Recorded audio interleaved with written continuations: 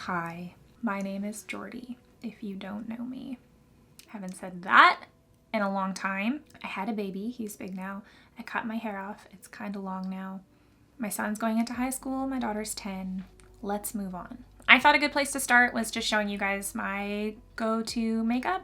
Kind of updated, kind of not. I'm essentially still using the same stuff that I have been for a long time. I do want to get into some fun looks eventually, but we're just easing into it.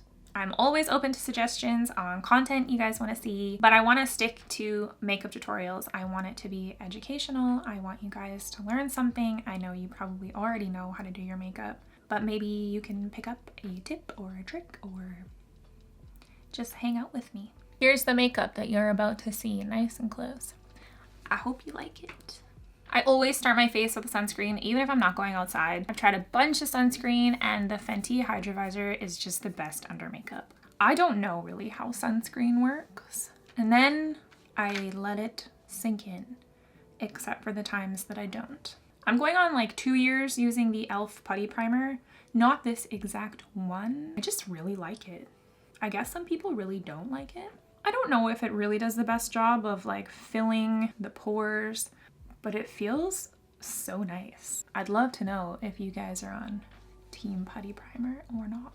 I want to try the liquid putty primer they just came out with. I'm hoping it's like the Urban Decay Optical Illusion Primer that I loved so much. I've completely swapped out foundation for just wearing concealer, but like all over. So it's still foundation. I love the KVD Beauty Good Apple concealer. This is the shade Light 111. And I always blend it out with the Melt 777 face brush because it's such a nice brush. And you may notice that I did not put any product under my eyes. And that is because I don't wanna. No matter what concealer I use, no matter what powder I use, it always just looks a little cakey, it gets a little creasy. So I've just kind of ditched it for now. Maybe I'll take my brush with whatever leftover product and just go around my eye. The setting powder that I've been using does seem to have like a little bit of sneaky coverage, so it just doesn't feel necessary. Next, I'm gonna contour with cream. I have been loving the Milk Makeup Contour Stick. This is the shade Toasted. I'm doing my cheekbones, just a little on the top of the forehead, a little on the jawline, and then I'll do my nose after with a brush. I love the KVD Beauty Lock-It Edge foundation brush for blending out my contour, and I always get asked what brush I'm using when I do this, and it really works so good, but it is really expensive. If something happened to this brush, I do think I would repurchase though. Now I'm gonna contour my nose with a brush so I can be a little bit more precise. I always start by doing this little line across the end of my nose, and then I've kind of been starting a little wider than usual and bringing it down and in closer. And then I do like a little U shape on the tip of my nose, and then I blend it with a small but fluffy brush. I don't want to move it around, I just want it to be softer. Now I'm going to add some liquid blush, you guys. I know this product may seem overhyped. It's the Charlotte Tilbury Blush Wand, but I love it so much. It's such a pretty shade. I've been putting it quite high, like almost under my eye, and then I like it kind of on the sides of my nose contour. It's actually kind of where I contour my nose, but just in the middle, not up to my eyebrow. And then I like to blend it with a real dense brush. It's so gorge. Charlotte Tilbury is kind of a new brand that I've been using. I never really used them before, and so far I like everything. Just all seems very luxurious and high-end because it is. Now I'm gonna set the lower half of my face with the e.l.f. Halo Glow setting powder in the shade Light. It has a little bit of color to it, so it does have a little extra coverage. It's not super glowy, like it doesn't have actual shimmer in it, but it is like slightly luminous. And I do go over everywhere, even the blush, but only with like a tiny bit of powder. Not too much, because then we are gonna lose the blush. I used kind of a hefty amount under my eye, even though we didn't actually put a lot of concealer under there. And I just feel like it gives like just enough coverage under the eye that I don't need anything else. Like you can kind of see that it did cover the darkness that's under my eyes. And putting it on my oily lids. I don't know if this is a weird thing to do, but I set my forehead with a completely different setting powder because I do have some lines across my forehead and some lines between my brows. And I don't like the glowy setting powder on that area of my face. I've been using the Jason Wu Ready Set Matte setting powder because it is so matte. And I feel like this very, very matte powder is very forgiving, very perfecting, but it is too dry to use on my whole face. If you're an oily skinned gal, then this might be an excellent powder for you. I'm gonna put a little bit on my chin too because it gets a little oily. I'm using Flexitarian by ColourPop because I just haven't found anything in the last 5 years that I like better. I just love a shiny nose. I don't think I'll ever not love a shiny nose. On the cheek and the tip of the nose and a little bit right here. This blush on its own is fantastic, but my Clown blush palette in the shade Carousel, a little bit on top is like, it's a really cool tone pink, and I like to use a really fluffy brush. Pat it on top. I like to put blush on top of my highlight as well because I feel like it makes it less of like a highlight strip, kind of like blends it all together, but it's still there. I don't care if you think it's too much blush. I literally made a Clown blush palette. I do still have some of my tattooed freckles shining through, but I want to add more, obviously. I recently posted a short about this crazy freckle product and like it works really well. I haven't perfected it yet though, but I want to try it again. This is like a cushion product and then it has this scary spike applicator. Stick it in here and you stamp it on your face and it looked so good. The only issue that I had was some of the freckles were like an actual circle with negative space in the center, and I think it's because I didn't have enough product or maybe I was pressing too hard. So I want to figure out how to not do that. I don't know how to pronounce the brand that I ordered it from. Puder? It's a really good color. It's the light brown and the applicator is not perfect. It works darn good and it's really fast. And they were nice enough to give me a coupon code, an affiliate code. So you guys can save 10% and then I get 5%. And so far I have made $14, which is awesome because I was talking about it for free. That was a better application. No little circles. Now that my base is done, I gotta set it with the All Nighter setting spray. How good does setting spray feel when it's hot? I still think the Urban Decay All Nighter spray is the best. That's my go-to base at the moment. The best part about this is that it feels really light and it wears really nicely. I'm gonna rip through my eyebrows really fast. Maybe that could be another video, but this is what I've been using. This is the Melt Perfectionist Brow in Universal Brown. It's so tiny, the tip is so small. And you can just get like the ittiest of bittiest hair strokes, like literally the size of hairs. I don't do a lot, I just fill in the gaps. I shaved off my eyebrows a little while ago and they grew back, so that's good. I kind of want to shave them again.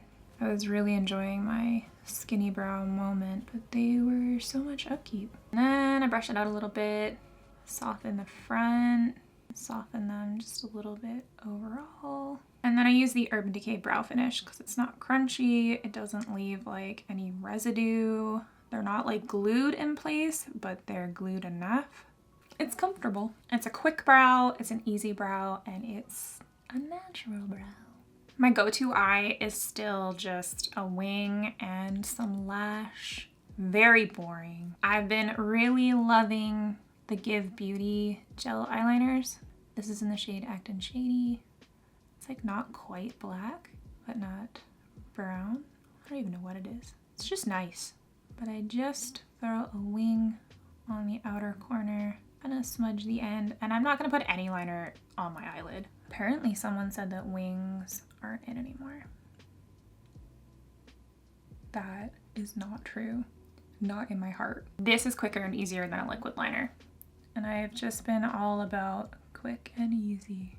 And then I'm gonna curl my lashes. I need a new eyelash curler really badly. Any recommendations are Greatly appreciated. This one is just falling apart and I gave my nice one to my daughter. Don't know what I was thinking. She already has longer eyelashes than me. I have not used a different mascara since I first tried the Rare Beauty mascara. It's been probably 2 years and I've never really been a consistent mascara user. Like I have favorites, but I don't just use the same one all the time. But this mascara is just the one for me. I have the Give Beauty mascara sitting on my desk waiting for me to try it, and it looks like it's really good, but I honestly feel like I'm cheating on my Rare Beauty mascara if I use this one. The packaging feels really nice. I will try it eventually. A lot of mascaras burn my eyeballs. They transfer under my eyes. Even when I'm not wearing it on my bottom lashes, I never wear mascara on my bottom lashes. But this one, for me, is just actually perfect. I love the way it makes my lashes look. It doesn't burn my eyeballs. It doesn't flake. It doesn't crumble. It is a little bit hard to wash off, but we get there.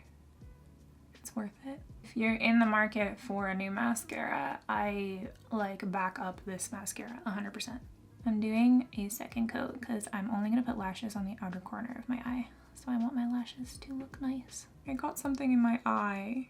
It's not a fun experience. Speaking of things in eyeballs, here's a gross story. Luke was outside trimming our trees and something fell in his eye and I had to get it out. And when I finally retrieved the thing in his eye, it was a little green bug and it was still alive. Repulsive. I love this mascara. For lashes, I really love to cut lashes into little pieces. It's a great way to use up kind of old lashes too. And then you can very much customize how you want them to look. You could do 1, you could do 2, you could do 3, you could put them all the way across the eye. The bad thing about it is usually I cannot tell you what the pieces of lash are. I've been using the lash glue by Melt Cosmetics. It's pretty good. A nice chunk right on the outer corner of my eye.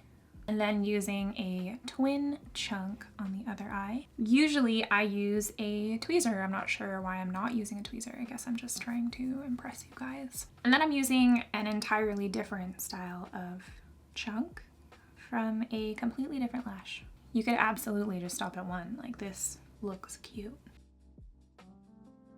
I love this technique too because it's like a surprise what it's gonna look like. Like, this looks really cute. Usually they don't look exactly the same, but like, that's okay.